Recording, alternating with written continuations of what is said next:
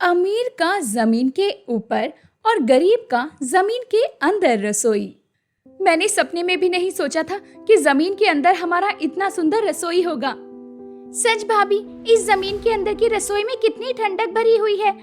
आपकी ये जमीन के अंदर रसोई बनाने का आइडिया बिल्कुल सही था। ननद जी, अब बातें बाद में होगी, पहले मैं सबके लिए खाना बनाती हूँ। इतना कहकर आनंदी अपने जमीन के अंदर की रसोई में सबके लिए खाना बनाने लगती है। कुछ घंटे बाद खाना बनकर तैयार हो जाता है, जिससे सभी खाना खाने के लिए लकड़ी की बनी सीढ़ी से जमीन की रसोई में आ जाते हैं। वाह बहू वाह, खाना खाकर मजा ही आ गया। सच में तेरे इस जुगाड़ से कितनी खुशी हो रही है मुझे। हाँ माँ, जैसे कि जमीन के नीचे जुगाड़ू रसोई है।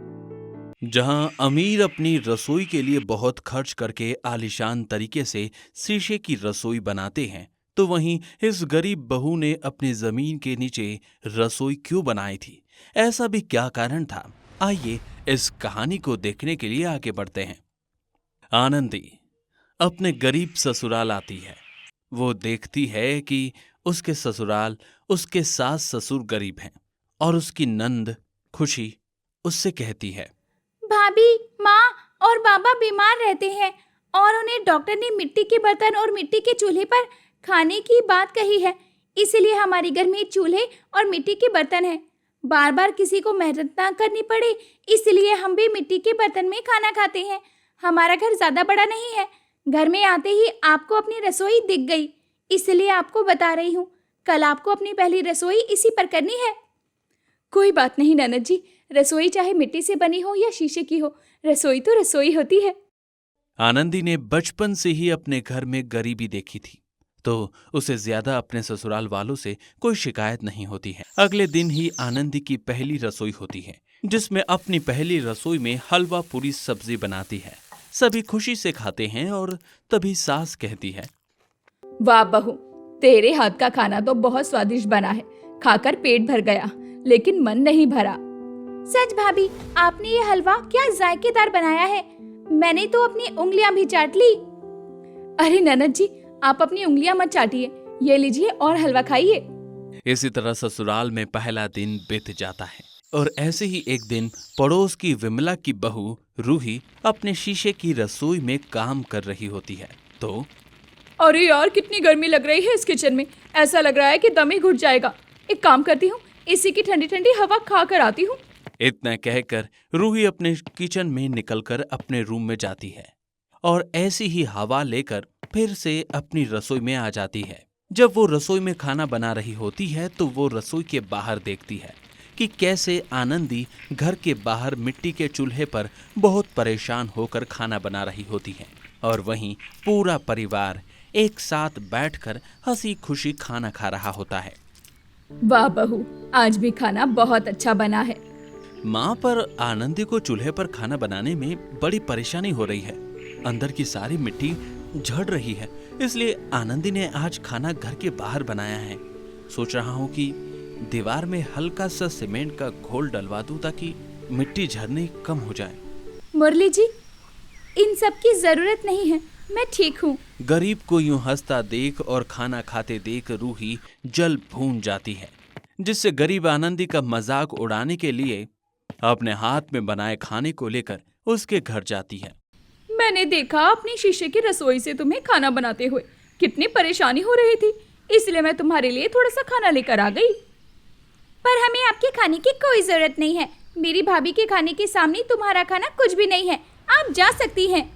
खुशी की ऐसी कड़वी बात सुनकर रूही अपना मुंह बनाकर फिर रसोई में जाती है। अब इसी तरह समय बीतता है। बीतते समय के साथ भीषण गर्मी भी पड़ने लगती है, जिससे गरीब मुरली का परिवार बहुत परेशान होता है। तभी ससुर शंकर प्रसाद, हे भगवान, कितनी तगड़ी गर्मी है, मैं तो पसीने से तरबतर हो गया।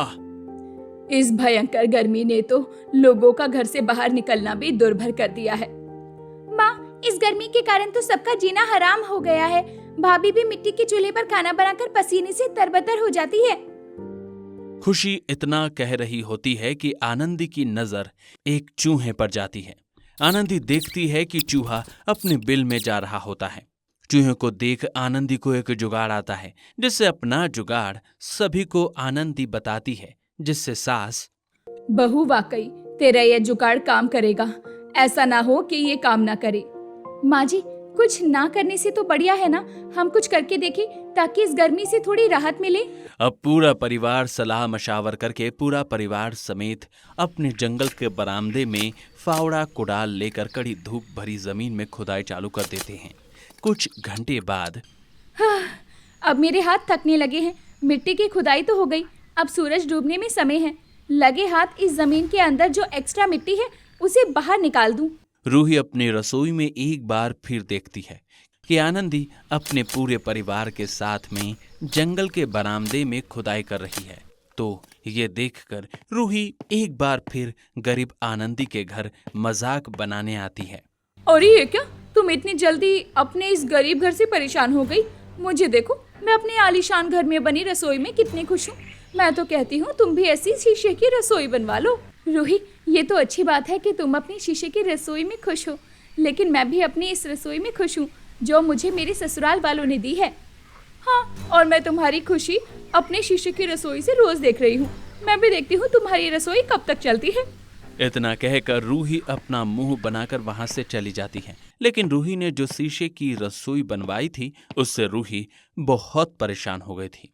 सूरज की किरणें शीशे पर पड़ने के कारण काफी गर्म कर देती थी, जिससे कि रूही का कई बार खाना बनाते समय हाथ भी जल जाता था। वहीं दूसरी तरफ आनंदी उस बड़े से गड्ढे में अपना खुद का सुंदर रसोई घर बनाती, जिसमें काफी ठंडक होती है। सच में बहू, तेरे इस जुगाड़ की वजह से हम आज चैन की सांस ले रहे हैं। हमारे घर में लक्ष्मी के रूप में आई है तू। हाँ आनंदी, माँ बिल्कुल सही कह रही है। इस भयंकर गर्मी में जहाँ सब अपने घरों में निकलना भी नहीं चाहते, वहाँ अपनी जमीन के अंदर रसोई घर में कितने सुकून से खा रहे हैं। ऐसे ही दिन बीतता है। अगली सुबह रूही आनंदी के पूरे परिवार को आंगन के बरामदे में लगी सीढ़ी से नीचे जाते देखती है। अरे कहीं ये सब कोई चोर या ड्रग्स स्मगलर तो नहीं? राम राम राम, ऐसा ना हो, नहीं तो हमारा क्या होगा? हो ना हो कोई बात है, लगता है मुझे पता लगाना होगा। रूही जैसे ही सभी के पीछे उस आंगन में गड्ढे में सीढ़ियों से जाती है तो वहां का नजारा देख चौंक जाती है। तभी ससुर, अरे बेटिया तुम आओ आओ, बाहर क्यों खड़ी हो, अंदर आओ। हाँ रूही, अंदर आओ ना। मुझे माफ कर दो आनंदी, मैंने तुम्हारे साथ कितना बुरा सलूक किया, लेकिन फिर भी तुम मेरे साथ कितना अच्छा बन रही हो। मैंने अभी भी तुम्हारे बारे में कितना गलत सोचा था। अरे ऐसा मत कहो रूही, तुम भी तो हमारे घर का ही हिस्सा हो और अपने कभी भी माफी नहीं मांगा करती। तुम्हारी रसोई कितनी ठंडक भरी है। जिसके बाद सभी हंसी खुशी रहने लगते हैं। अब दोनों ही पड़ोसन अपनी अपनी रसोई में ऐसे ही खुशी खुशी खाना बनाती है।